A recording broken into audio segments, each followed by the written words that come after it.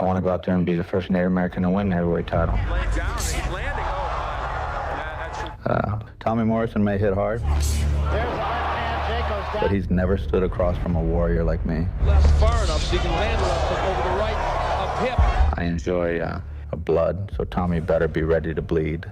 Tommy Morrison standing. Another left hand by, you see Joe Hipp. Going with a number. Oh, a right hand by Hipp, Alex. From somebody who's supposed to be a left. June 27th, 1992, Reno, Nevada. Under the bright lights of the Reno Sparks Convention Center, the golden boy of the American heavyweight division made his walk to the ring. Boxing's Hollywood star, Tommy the Duke Morrison. Tommy the Duke Morrison. Armed with one of the most terrifying left hooks in history, he was only 23 years old, yet he already held a serious professional record. 31 wins, 1 loss, with most of those victories coming by brutal knockout. He lost in the Olympic trials, a big right hand. You now have to face a right-hander. There's a left hand, Jake goes down and probably out. Until recently, Morrison had been sweeping opponents aside, hailed as the division's ultimate rising star. But in October 1991, that fairy tale met a violent end. Ray Mercer stopped Tommy in the 5th round, handing him his first career defeat. Mercer pounding away. Morrison may be going. Morrison is gone. That devastating knockout did more than ruin a perfect record. It shattered the Duke's aura of invincibility. It forced the entire boxing world to ask if this heavy hitter had real heart. To silence those doubts, Tommy needed more than routine knockouts. He needed a fight for survival. To prove what the Duke was truly made of, he had to face an incredibly awkward and terrifyingly durable opponent. Please welcome Joe, the Boss Hipp. Hey, hey, hey, hey! Joe the Boss Hipp was a fighter whose bloodline and history ran deep into American soil. Hipp was a member of the Blackfeet Nation, hailing from Browning, Montana. Just stepping onto the big heavyweight stage held a special weight for him. Our strength is the river, and our strength is the ocean. And we live right where the river meets the ocean. Our power, our spirit, and our strength comes from the waters. At 29 years old, Joe brought a record of 24 wins and 2 losses with 16 knockouts. Laying down, he's landing. Standing around 6'1" and weighing 230 pounds, Hipp fought out of a southpaw stance. For any heavyweight, that added a massive headache. Far enough so he can land left over the right of Hipp. Right hand hurt forward. He also brought a solid amateur background, over 100 wins, years of hard lessons, and a reputation as a man you could not bully. Oh, left hook and a countering left by Hipp, and Hipp going to the body and digging in. Joe was not the most technical boxer on the heavyweight roster, but he possessed a granite chin, heavy hands, and a raw, almost inhuman toughness. He did not step into the ring just to collect a check. He came to fight for his people. Personally, it's a career fight for me. That's all I do is think about him. I don't know how much he thinks about me, but if it's half as much as I'm thinking about him, then he's got a lot on his mind. On that night against Morrison, he planned to show the glamorous Hollywood star the true meaning of pain.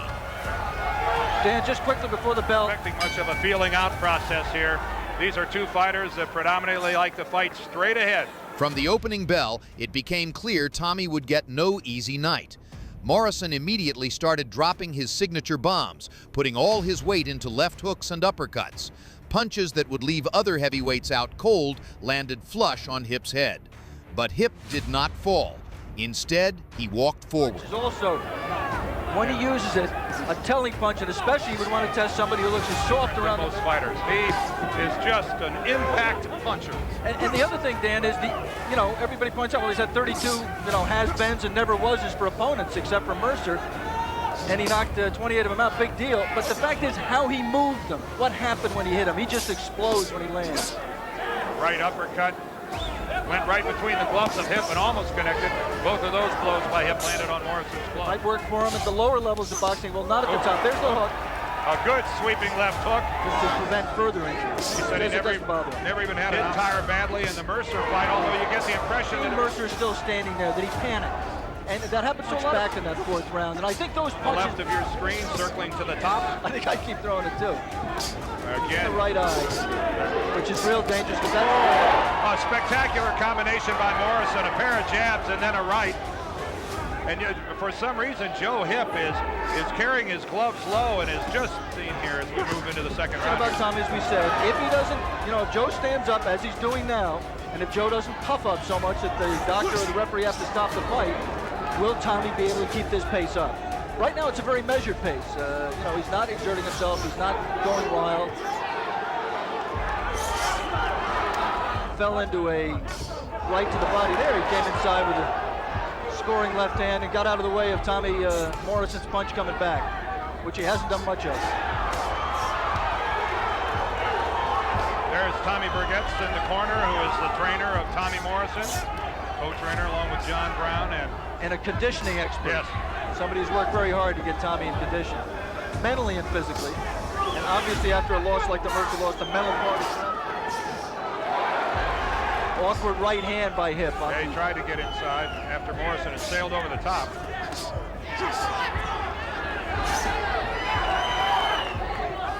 One thing that you notice with Joe Hipp, when he does jab, which is not, but when he does, he brings his jab back low, and that's just suicidal against the Tommy Morrison. So Joe Hipp. Tommy Morrison under control and very measured here as we come to the end of the second round. Tommy Morrison is unscathed for a good reason. Joe Hipp has really not landed a good solid punch effectively. He's very successful. We're here at 4,500 feet roughly in elevation here in Virginia Military Institute at a lower altitude. Good work inside for the Ray Mercer fight, Alex. Reacted to the loss. I mean, you learn from it, you get better. Good left and a right downstairs by Morrison. One thing you have to say, although Joe Hipp is puffing up, Dan, we're in round 3, and he hasn't looked close to being hurt. I thought the best punch, there you see people over the trainer. I thought the worst Joe looked was when Tommy scored a solid punch to his belly. He seemed to double over. In the first round, right? At the beginning And Tommy really has not gone back to that. Well, swelling and bleeding is nothing new to Joe Hipp. He does it with regularity. So maybe we're more concerned about it than is he. Yeah, but the time Joe had a shot at a big fight against Burt Cooper. I want to remind our local ABC stations that at the end of this round, we're going to take a station break. That, by the way, took him off balance, and Hipp was too slow to take advantage of it.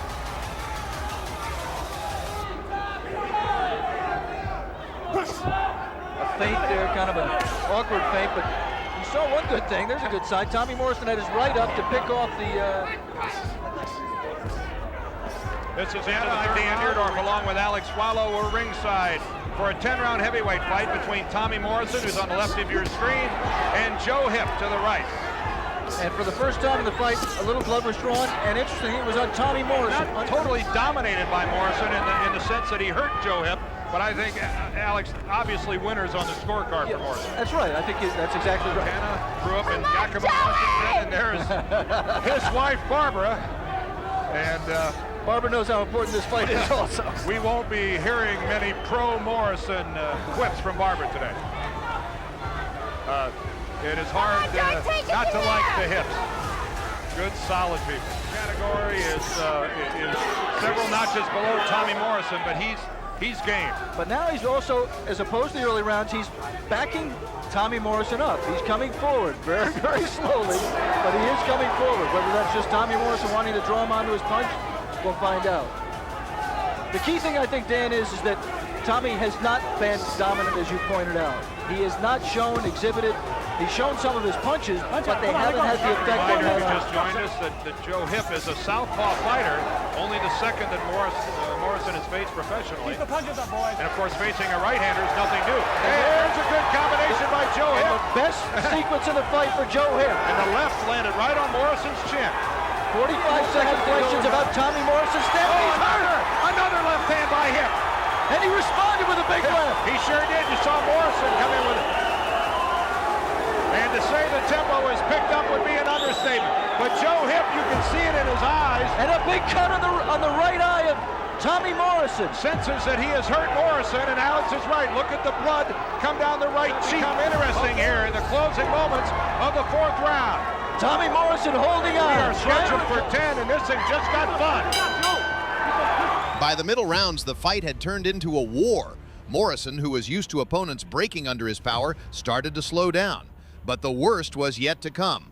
During one brutal exchange, Tommy suffered a broken jaw. Not long after, he broke his hand while unloading punch after punch on Hipp's rock-solid head. Most fighters would have quit right there, but Morrison didn't. In the 5th round, he dug deep, fired back, and finally put Hipp on the canvas. The medical report card on Morrison, he has a mouse under his left eye, but a cut over his right eye on the outside of the eyebrow. And more important than the cut was how vulnerable he looked to a guy in Joe Hipp who really, as big as he is not a power puncher, Dan. He's really kind of an arm puncher. Oh, great uppercut by Morrison. And the first one we've seen. Oh, the right to the chin puts Joe Hipp down. But this was the moment Joe Hipp showed what Native American warrior spirit really meant. Despite being hurt, he refused to surrender. Instead, he dragged the Duke into a bloody war. Chin by Morrison. From a man who's supposed to be a right hand by Hipp, Alex. From somebody who's supposed to be a left hooker, he's using his right hand better than we've seen. We're in the 5th round, a little over 2 minutes. And you notice Joe Hipp is not holding on. And he's bleeding from the mouth. Oh, and Tommy Morrison, a double right hand. And Joe Hipp better protect himself. If he's got enough left, he looked tired in the 4th. Another half hook, half uppercut. And Tommy Morrison, a double right hand. When he had Mercer hurt and punched himself out, he is clearly pacing himself. And that was a scoring left hand. And he might sense that he was getting real tired. I mean, he expended a lot of energy, and he may be right. He may be up Joe Hipp, who is bleeding a great deal from the mouth. And Alex and I were both talking to each other during that commercial break about just faint from exhaustion, and it just changed his whole life. He was knocked out, but he is clearly. Oh, another left hand from Joe Hipp. Boy, that one was right there, and you can see it has backed up Morrison. Oh, and another good combination. At this point, he's in a survival mode. His mouth is open, he is very tired, and he's waiting for a second win. But Joe Hipp knows. He stemmed that flow of blood from his mouth. There's a good right hand by Morrison. Here we come to the end of round number 6. In the 7th round of a professional fight. And Tommy, I mean, I don't know if anything's wrong with his left hand. And remember that early in his career, he was just a one-punch fighter, and it was the left hook. It was devastating. And really a thing of beauty, just a natural hook. Sylvester Stallone and Joe Hipp have different personal trainers. But at least right. Again, a reminder that that knee brace on the right leg of Joe Hipp is... Again, Hipp coming forward. Morrison not throwing many meaningful punches. One right hand at the opening bell that really was hard, but look there. Good right hand there. Yeah, a good right hand counter by Morrison. And Joe Hipp, his right eye is definitely starting to swell to the point where I'm not sure if it's impairing his vision. It's safe to say it's not helping his vision. The left jab comes, that jab. Especially with Mercer, you'd have to say that, you know, the big thing is it appears the problem. Good combination by Hipp. You have to say Morrison's biggest problem is stamina, his endurance, but also in his record is difficulty with one left southpaw, and it could be that Tommy's just having trouble solving the southpaw stance. But we have to point out, I mean, Joe Hipp is just standing right. Got Tommy Morrison on his heels to judge his scorecard. Yeah, well, I can't do that, Dan. I can peek at my scorecard. I've got Tommy Morrison ahead by 2 points. I gave him the first 3 rounds, Hipp the 4th, Morrison a 2-point 5th round, 10-8. And Joe Hipp the 6th and the 7th, the last. And Tommy Morrison has to find a way to win a round or two. The stalker. To survive. To give you an illustration. Oh, good uppercut by Joe Hipp. A good uppercut by Hipp. A reminder here, you know, in the last 3 years, Tommy Morrison has fought 12 fights, a total of 33 rounds. That's less than, I'd like to remind our local ABC stations that at the end of this round, we will be carrying his gloves a little higher. Because he does not have the hand speed to pick off that jab. Oh, good, solid. Good right hand to the ribs. Oh! And there was a good scoring combination by Joe Hipp. And a good elbow to the throat. Oh, you saw there how awkward and really unpolished a fighter Joe is. I mean, is he just kind of plotted in and missed the right hand? Missed that. But the fact of the matter is, Joe Hipp right now is a fresher fighter, and unless Tommy Morrison does get a 2nd or 3rd win or whatever he's looking for, we we should point out also, Joe Hipp is an 11-1 underdog. We'll return with more of ABC's Wide World of Sports after a word from our ABC stations. The end came in the 9th round. Exhausted, battered, and running on pure will, Morrison somehow found the strength for one last desperate assault. 10, there is Joe Hipp on the right of your screen, Tommy Morrison on the left. Our unofficial scorecards here at ringside have this a 1-point fight in favor of Morrison. And of course, Joe Hipp, an American Indian born in Browning, Montana. His mother, a member of the Blackfeet Nation where Joe was born. Grew up in Yakima, Washington. Lives now outside Seattle, and he is on the verge of possibly doing something that not many people gave him credit or having a chance, Alex. Well, early fights, when people just looked at me and said, this guy doesn't look like a fighter. Joe said, no one who ever fought me said at. John Brown, co-manager and trainer, and yes, that is a concerned look. And you see Joe Hipp scored with an uppercut, and Morrison came back with a left. But this crowd here in Reno has definitely swung over Joe Hipp in favor. Again, a reminder that we are not the official scorers. There are 3 of them here at ringside. Scoring is on the 10-point must. All Joe Hipp right now, pretty much all the scoring. Minutes of boxing left. This is the final minute of the 9th. Wide open the mouth of Tommy Morrison, absolutely exhausted. Nothing but that jab. I mean, you know, he got a little bit of snap in the jab, but that's just not enough to keep Joe Hipp off him. And now Morrison's cutting the mouth. Blood from the mouth of Morrison. From that mouth has been fight with your mouth open. Oh, a good right hand by Morrison, and that hurts Joe Hipp. Joe Hipp is in trouble. Joe Hipp is down. A right hand from Tommy Morrison staggers Joe Hipp. He's up at 8, and that's the end of the fight. Vic Draculin stops the fight. And Tommy Morrison summons the power today, and it saves him in the On paper, it looked simple. Morrison improved his record to 32-1, while Hipp fell to 24-3. But those numbers hid a war. Morrison didn't leave the ring as just the winner. He left as a man who proved to his critics that he could fight through pain. And Joe Hipp, despite the loss, walked away a hero. His journey was far from over. He would later capture the NABF title and on August 19, 1995, make history as the first Native American to challenge for a heavyweight world championship, facing Bruce Seldon for the WBA title. In the end, Hipp's career stretched across 50 professional fights, finishing with a record of 43 wins, 7 losses, and 29 knockouts. But for many fans, his night against Tommy Morrison remains the defining symbol of who he was. Yeah, this is me. Yeah, this is me.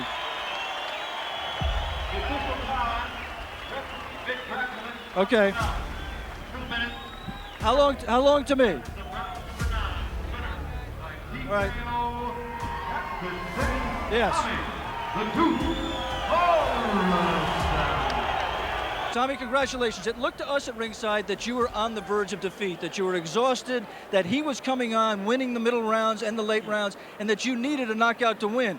How tired were you, and in your mind, where did you stand in this fight? Well, one of the main things that we did, you know, right in the second round, I broke my jaw and I hurt my right hand in the 4th round. One of the reasons that I moved around and managed the jab.